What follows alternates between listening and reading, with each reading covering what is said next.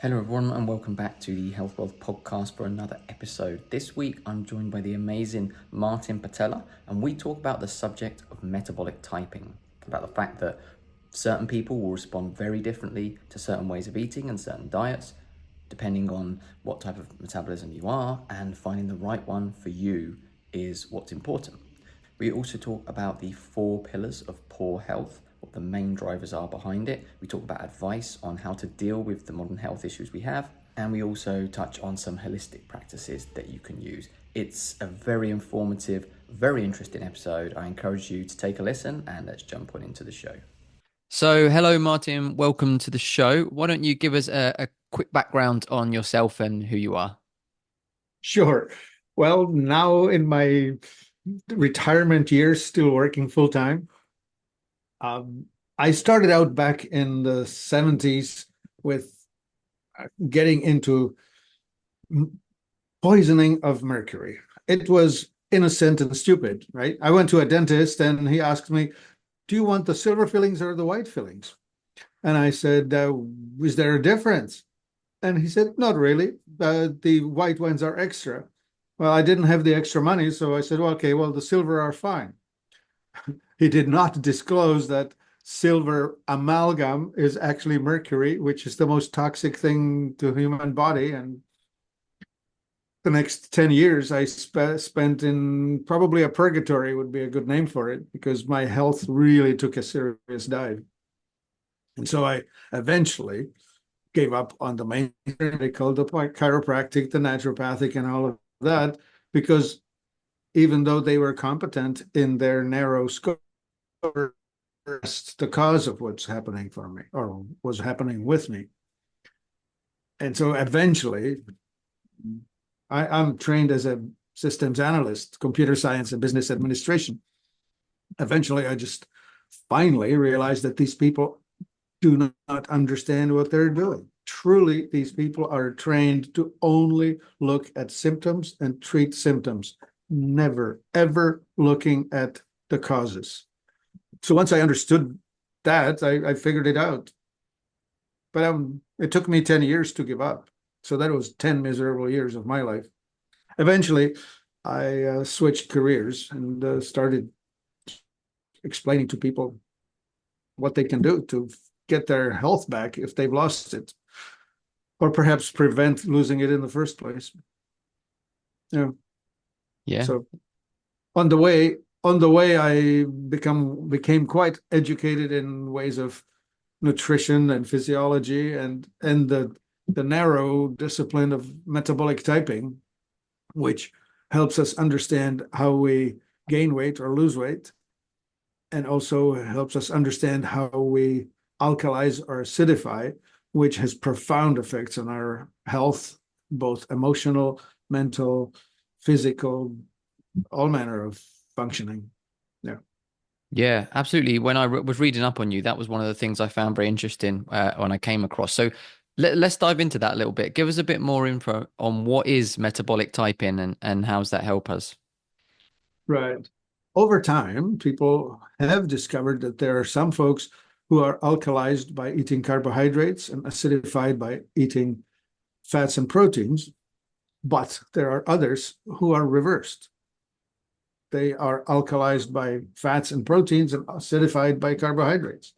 What that means is this: as you alkalize, the first thing you notice that you procrastinate. If you get even more alkaline, you start being despondent, like dark moods. And at the very deep end of it, out and out depression. Just pull the blanket over the head and I'm not getting up today, kind of depression. Now, acidity starts with getting up early, highly motivated, gets lots done, but quite abrasive, lack of social graces, just get out of my way, and elbows and activities that, well, deeper in, road rage is a classic too much acidity expression, cutting people in traffic, just being rude to others. And deeper in, anxiety sets in, either projecting yourself into the future, thinking of all the horrible things that may happen, or projecting into the past, reliving all kinds of events, thinking, I should have done this differently, I wish I hadn't done that, and so on. Yeah. Externally expressed, that would be anger, just raging at the world. So it would be smart to understand how this happens, why this happens, and how we could reset or bring ourselves back to the middle where we have more choices rather than just being at the mercy of the dysregulation. Yeah. Yeah. The other one, the endocrine dominance that we figure out has to do with how we gain weight and lose weight. So there are certain body types. You and I both look that way. That's called thyroid dominant. And we would be slimmer on a ketogenic diet or high protein, high fat, and gain weight on starchy foods. But we're not the only type there. That's known as the thyroid type. But the adrenal type, they're usually built much stockier, big, hefty linebacker rather than a quarterback or a runner. And they are completely different. They and lose weight, carby things like salads. And then the third type, the pituitary dominant, they tend to be tempted by foods that are creamy, like ice cream, whipping cream, cake. And their health food is actually the offal, the organ meats, like liver, heart, tongue, kidneys, lungs, and that sort of thing. To you and I, that doesn't sound like health food at all. Well, anyway, is there yeah. So is there a way to test for these things, both with the metabolic typing and with the what you're talking about here with the endocrine? There's a way to test for that so people can find out? Mm-hmm. Yeah, the method we use is actually a quiz. You answer about 120 multiple choice questions online. And once those are answered, we're able to tabulate, evaluate, and send you back essentially a user's manual that's configured specifically to your body. Okay. So like a diet plan and a plan of action that they can do that's going to be perfectly suited to their type.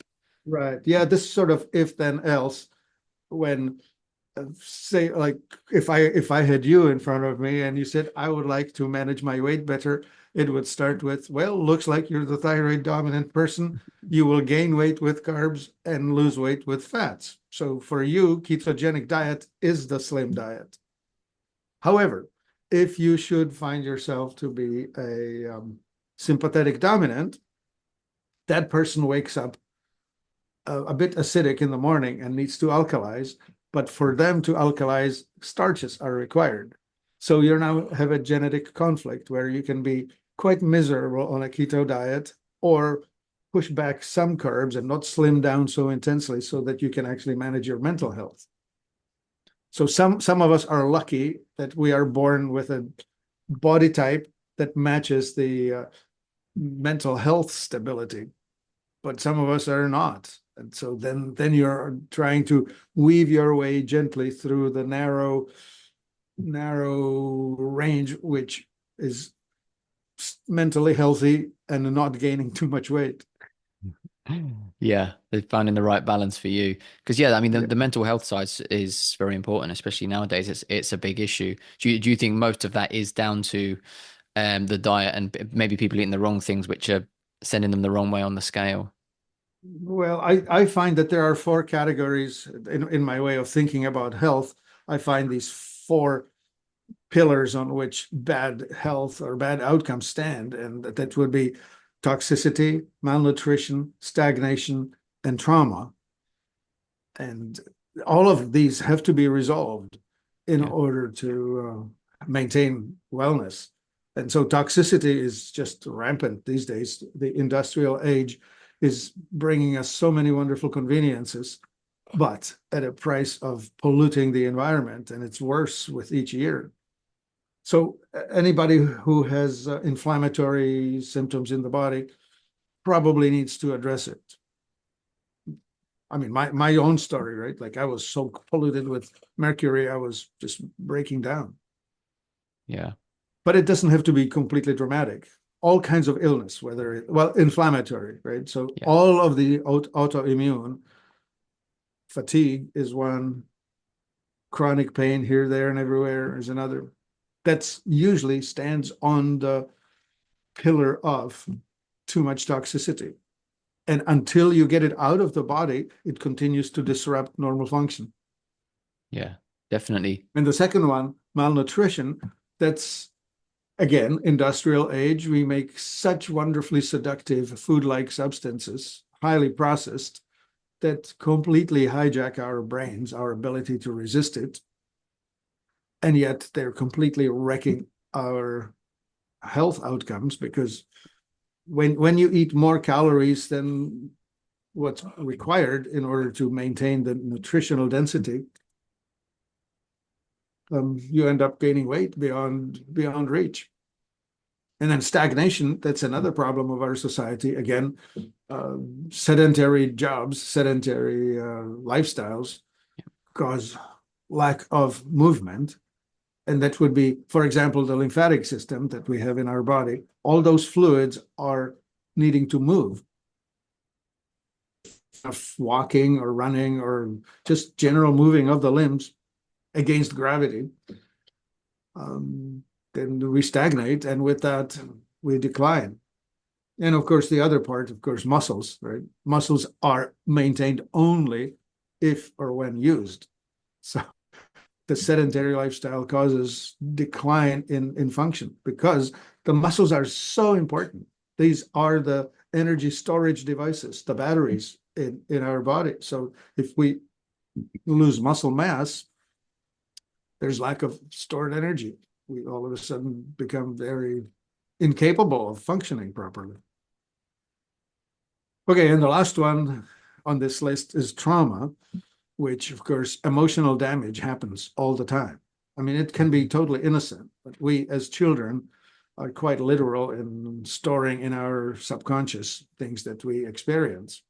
And so having childhood that's insecure leads to all kinds of problems, or seeing things or living through things that are traumatic will cause distortion in how we perceive the world, function in the world, and so on. It needs to be dealt with. There are tools for all of these to address, but probably can't do it in 20 minutes. Yeah. Yeah, no. When it comes to toxicity, what are some of the main causes of that? Some of the main areas that people are getting that Right. from? Well, the worst are heavy metals, Mm, lead, mercury, cadmium, uranium, and so on. They are highly disruptive. So mercury in the air, in the water, in the dental fillings, like in my case, in vaccinations. There are many ways to get the mercury in. Common, fish, right? Because industries will dump toxins into rivers and rivers into the oceans. And we now know that fish that are at the top of the food chain concentrate all the toxins into themselves. So tuna is now famously loaded with mercury. mhm. So if you want to eat seafood, you also need to be using some binders. I use zeolite as a binder that takes the metals out of the body. Okay. And in terms of, obviously you said there about, a way to try and prevent it is to use binders when you're consuming something like that. What other ways are there for people to try and avoid these toxins or remove them already? Yeah, the avoid is getting harder and harder. Yeah. The heavy metals specifically. The other ones that we can avoid more easily are volatile organic compounds or plastics or what else? Well, mostly the petroleum derived products that we are getting into our environment. So all of the smelly things, all the artificial flavors Mm. or scents like plug-in artificial, I don't know, what do you call those? Well, pollutants in my world, they Yes. are just stuff that spews ugly, smelly, artificial things into the environment. And of course, you'll find it on fumigated products that are coming to us from tropical countries, stuff that gets, say, clothing that gets manufactured in Vietnam, they have to fumigate it because the moist air gives harbor to fungus, and you do not want to ship moldy products. So you put toxins on it. So you should never, ever wear any clothes that have not been thoroughly washed before, after you buy them, when Yeah. you bring them home. You should never drink hot drinks that are in plastic. So, for example, bottled water usually sits on a truck somewhere out there in the sun that heats it to a fairly high temperature. By the time you're buying it, it's cooled off, but it sat in heat. So drinking water out of plastic bottles is very detrimental to our overall health. More examples? Do you want to keep going? Yeah, I mean, if you've got them, if not, we can move on to the next one. Well, it's in general, right? Mm. It's coming to us either in the air, so the smelly things, avoid it. In water, do not drink things from plastic bottles, and do not cook in plastic, do not microwave things in plastic. Yeah, that's probably the most important ones. But of course, these days, microplastics are everywhere. It's really hard to avoid. Yeah. Yeah, like you say, it is in today's modern society, it's harder and harder to avoid all Yeah, these because things, definitely. cosmetics, cleaning products, Yep. all of those things needs to be buy unscented products. Do not bring that stuff in. Okay. Yeah. No, that's a good tip for people there. Steer clear of the scented. In terms of the malnutrition, how do we address that? Is it simply eating better foods, or is there something beyond just foods that we need to do? Yeah. Well, it's problematic because, of course, in practices bring us food that's cheaper than it's ever been. However, it's monocultures growing on foods on soils that have been overused. When you fertilize, you're putting in NPK, nitrogen, phosphorus, potassium. That helps the plant grow nice, strong, looking big, but it grows too fast, doesn't have the time to actually absorb the other micronutrients from the soil. So it looks good, but minerally it's deficient. There are studies that show us that today, for example, broccoli is 10% of the mineralization it was 150 years ago. Wow. Meaning that your grandmother got the nutrition of 10 pounds of broccoli out of 1 pound of what you're having to do today. That's not funny. And then, of course, nutrient density. Something like pizza, for example, you have grain, which is mostly starch. There's very little of nutrient. It's just pure energy. And then you take fat from the cheese. Again, lots of energy, not much nutrition. And then you have a skiff of tomato sauce on the pizza, and maybe a few veggies, sprinkle it a little bit. So mostly you're getting a load of energy, but not that much nutrition. This made perfect sense to a 300-year ago Italian who was working 12 hours on the field, carrying heavy objects and using the whole body. 6,000 calories was not a problem because that's what was the energy output. But today, we do maybe a third of that in energy demand. So eating the food that would feed me if I was working physically 12 hours a day is really not productive. That's why there was a wonderful study done on people eating up to as much as they wanted to satiation. And they had two different meal plans. One was the industrial food plan of the typical American grocery store. And the other one was just raw foods, nutrient-rich foods from like 200-300 years ago. And after, I don't know what it was, I think it was 6 weeks, they calculated the calories And the people who were given the healthy, quote unquote, foods ate on average 500 calories per day less. That's a pound of fat per week. That's how quickly you gain weight if you eat that processed food to satisfaction. Yeah. So is the processing one of the main issues then that we have in it that's making Mm-hmm. making us Yeah, end up eating more? I think so because well, starts with foods that are grown out of fields that are nutrient deficient. So you're growing a lot of foods that are already deficient to start with, and then you um, design it. I mean, you have now food and nutrition engineers designing things in such way that they are just the right mouthfeel and addictive. They really do make that addictive in a way that you cannot leave it alone. I mean, I know from my own example, if you leave me alone with a bag of Doritos, there's no chance that I will not eat all of them, not just one. Because I will have thoughts in my head that says, oh, just one more, no big deal, until they're all gone. Yeah. Because they are designed to do this to me. Yeah. I think everyone has at least one of those foods that has that effect on them. Do you think, I mean, obviously if people they say, okay, I'm going to avoid processed foods and they're going to try and eat just whole foods, is that going to be enough? Obviously, you said that we're not getting the nutrients we need from the food that's grown. So do they Yeah, have to well, do it more? depends. Yeah, you're right. It depends. Um, Regular food in common grocery stores, what we now call mainstream food, is not good enough. Like Mm, if you are eating in restaurants like Taco Bell and McDonald's and those type of places, they do not have high nutrient density foods.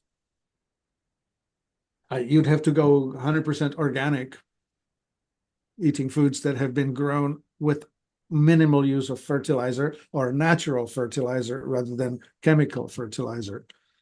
And I think then you'd have a chance of getting the nutrient density that you need. Otherwise, you need to supplement it. I mean, one of the businesses that I'm involved with is a superfood manufacturing, where we make blends from high nutrient density foods that help compensate for the faults of the common foods that you'll find otherwise. What are some of the main things that we're deficient in, do you find? Well, macro minerals, calcium and magnesium imbalance is rampant. There is Mhm. plenty of calcium available, but magnesium is quite deficient. Many people are potassium deficient, and actually many people are sodium deficient, which is bizarre. This is a medical misinformation telling people that sodium causes high blood pressure. It doesn't. What causes high blood pressure is stress, and stress causes high cortisol, and high cortisol causes retention of sodium. What you're not suffering from is too much salt, you're suffering from too much stress. That's Okay. the solution here. So if you don't have enough sodium, then, like for example, this way, take salt, sodium chloride. The chloride is kept in the stomach to make hydrochloric acid, and the sodium is taken to the pancreas to make sodium bicarbonate. So when you first ingest food, hydrochloric acid is released in the stomach to process it. And then once it leaves the stomach, it hits the small intestine, sodium bicarbonate is released to neutralize it and make it available for the enzymes that are present there to further take the food apart. So if you don't have enough sodium and enough chloride, you are under digesting or have lesser ability to deal with the food that you're eating. Magic, right? Not enough salt, not enough nutrition, not enough absorption, weaker health. Yeah, definitely. What obviously we talked about eating food without nutrients or even eating better foods which have not got the nutrients they used to. But you touched on it a bit there. But I think one of the other issues we face is malabsorption within our gut from it being damaged or, Yeah. like you say, not having the necessary things there to absorb it. Yeah, this is such a tragic situation. Heavy metals will disrupt the function in the gut. We talk about leaky gut as a Mm, consequence, where you have this damage in the gut that is causing underdigested food to get through the barrier into the circulation, into the parts of your body that it shouldn't have reached. You should only be allowing fully digested food taken apart into individual components, amino acids and minerals, to pass through. But if you have this broken gut that's got, it's called the barrier, right? Like the villi that are something like this, they look a lot like grass, if you will. And if they're worn off, it's sort of like playing tennis in the finals on the central court in Wimbledon. Along the baseline, the grass is worn to mud. mhm. If it rains, it's just pure mud. And that's essentially what happens in the human body. In the high traffic areas, things just break down, they wear off. And this gets worse by, for example, wheat in America these days is grown with the help of glyphosate, Mm. which is an antibiotic, both at the root of the plant, but also in the human body once you ingest it. So now you have a terrain in the gut that's distorted. The microbes that are supposed to be there to digest the food are not doing too well. And they're supposed to be making postbiotics that are butyric acid would be one of them. And that is a required nutrient for maintenance of health, but now you're not making enough of it because your microbiome is not functioning well enough. So you're not digesting your food properly. Underdigested bits of food are getting into the circulation where it causes trouble to the immune system, and you're not absorbing enough of the nutrients. So, for example, dopamine and serotonin, at least 80% of that is made by the microbes in your gut. So if this is damaged, all of a sudden you're dealing with emotional dysregulation, functional deficiencies, chronic pain. I mean, we now have 200 different named autoimmune diseases. So you can start with migraines and blood pressure dysregulation and cancer and fibromyalgia, and what else can we think of? You can have a vitiligo, loss of pigment, or vertigo, loss of balance, or you can have Sjogren's disease, dry mouth, dry eyes, and so on. I mean, I can go into many, many little corners of problems, how your body starts breaking down, all of which is caused by the primary problem, which is leaky gut. Yeah. Yeah. Complex, and yet so broad. It's metabolic disease, right? Like finally, Yeah. we're starting to hear voices coming out saying this chronic, degenerative, inflammatory disease is in fact caused by metabolic dysregulation of the body, Yeah. which is essentially food inputs. Yeah. Yeah, absolutely. It is starting to be brought forward a little bit, which is good to see. And I guess as well as we're talking the gut, it comes back to the toxicity you talked about with it, as you said, the heavy metals, Yeah. medications and things like that are affecting it too, I guess. Yes, very much so. Yeah. Yeah. Breaking down the proper function. Yeah. Yeah, that the industrial age has brought us many, many conveniences and a pretty heavy price. Yeah, We need to definitely. figure out, really, society-wide, we have to figure out how we're going to take the toxins out of our environment. Because if we don't, we're going to end up with dysregulated hormones. We will essentially stop having babies because with a broken endocrine system, you don't reproduce. Yeah. And it's getting worse and worse. I mean, these days, I don't know, 20% of couples are now not able to conceive normally. It's not Yeah. funny. No. No, not at all. It's commonplace. You see it. I mean, out of the group of friends that we know personally, I would say that more than half of them have had issues with being able to conceive, and it's become very commonplace, which I don't think it used to be 50, 60 Huh? years ago, even. Right. Yeah. When I was a kid, 50, 60, 50 years ago, uh, we were so concerned about unwanted pregnancies, right? Yeah.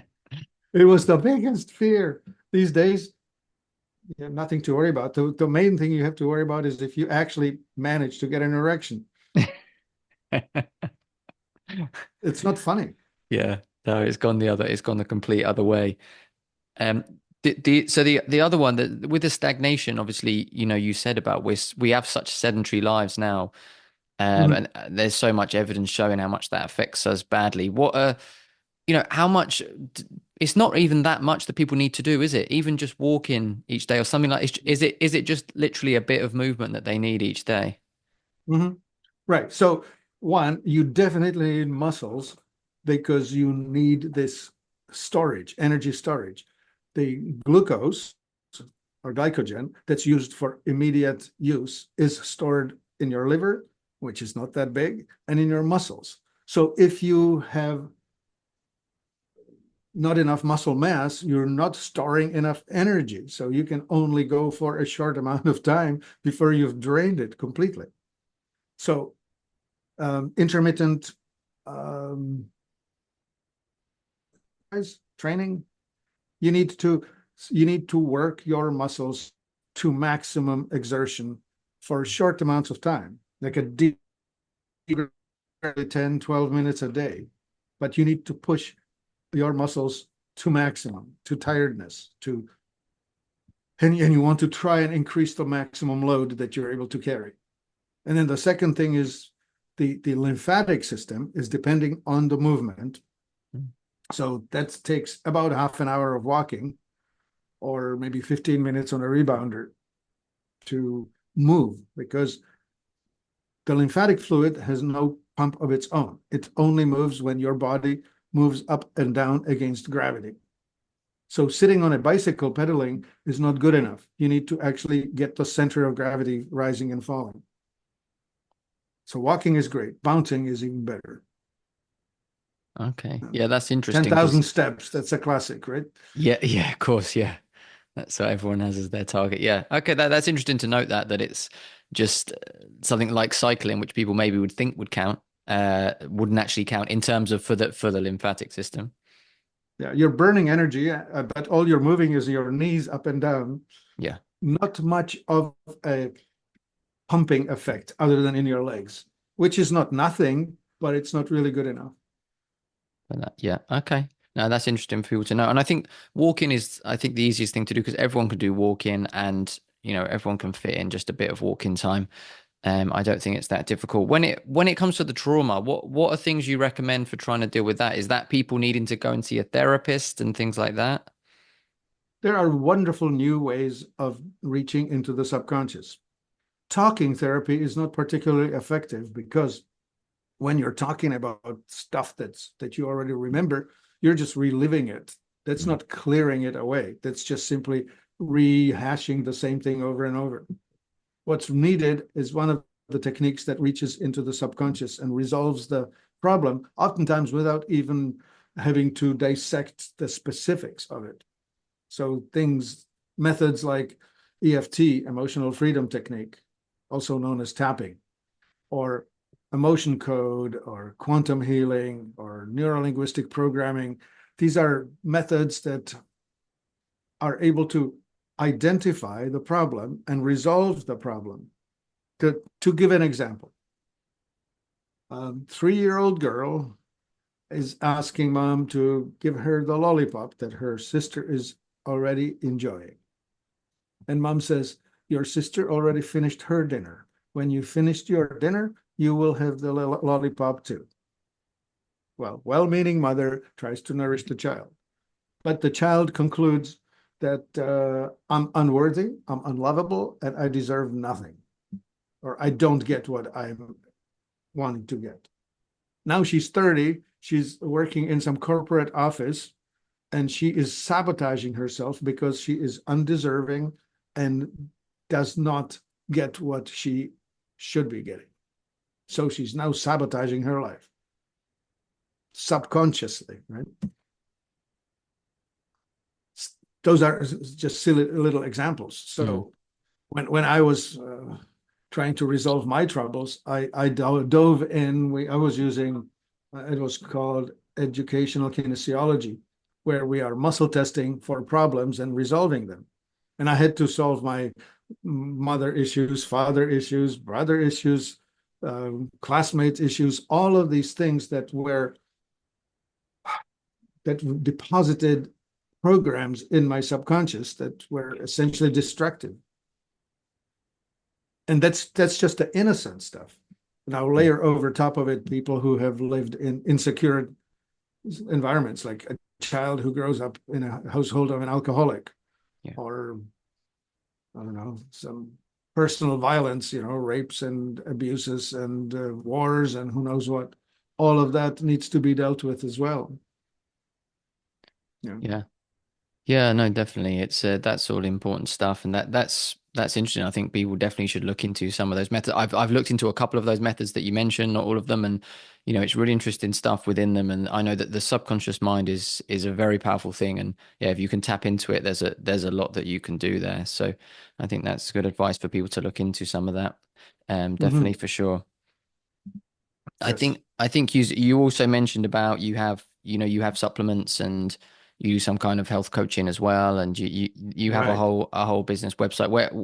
What services do you offer there, and how can people find you there if they want to find out Yeah. more? Yeah. The website's called Life Enthusiast, and it's life dash or hyphen enthusiast.com. And there we offer a very carefully curated set of products. What's interesting in nutritional supplementation is that as long as this company that's manufacturing that is run by the founder, the person who's done it with passion, it seems to be producing products that are worth having. Once that person retires or sells or whatever, now the company is no longer owned because of a passion for health. It's now acquired for its ability to generate income. Mm. And sure enough, they start messing with the ingredients in order to squeeze more profit out of it. And this is just so common that the brands that once were wonderful no longer are, because some spreadsheets got hold of it and decided to just, well, we don't have to get the best. We can just get the good enough. Well, it turns out that if you do that enough, you actually squeeze all the excellence out of it. So in our business, we have carefully curated over the space of the last 40 years products that actually work, and we manufacture some of them ourselves. So that's one. Two, we offer the coaching, health coaching. Of course, you dial in. There's no such thing as managing your health by numbers. You cannot just say, well, my, I don't know, blood pressure this and my whatever that. That's not good enough. You have unique causes how you get there. And because of the biological individuality, you need to understand your own story, how you got where you are and what is going to change it. Meaning this, a recipe that works for one person will possibly produce completely opposite results in another. So we need to reduce it to counseling N of one, you. And of course, you can do that very easily in the mainstream. You go and visit a functional medical practitioner. They like to do tests. So they ask for $6,000, spend $3,000 of it on testing and the other $3,000 on the counsel, which is wonderful if you have the money to spare. And doing business with us is much, much more affordable because I don't need to do a lot of tests to know the answers. Like, for example, I don't have to test you for heavy metals. Everybody's got them. If you haven't detoxed them, they're in you. I promise.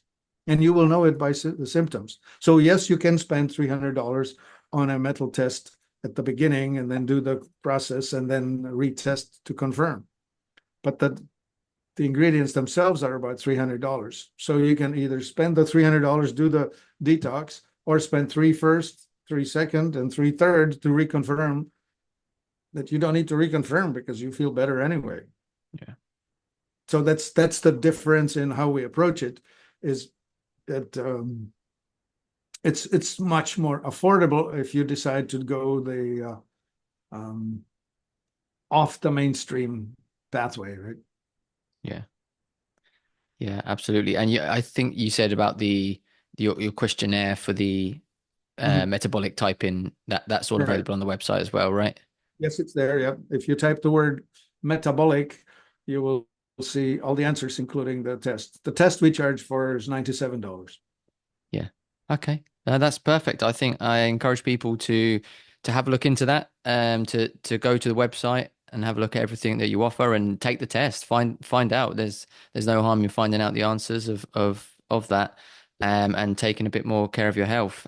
Listen, Martin, I want to thank you so much for giving us your time today. And there's plenty more I could have gone on to ask you, but I'll have to we'll have to leave it there for now. I don't want to take up your whole day. Thank you very much. Happy to do it. Thank you. And thank you everyone else for listening. We'll see you again next week and let's get optimal together.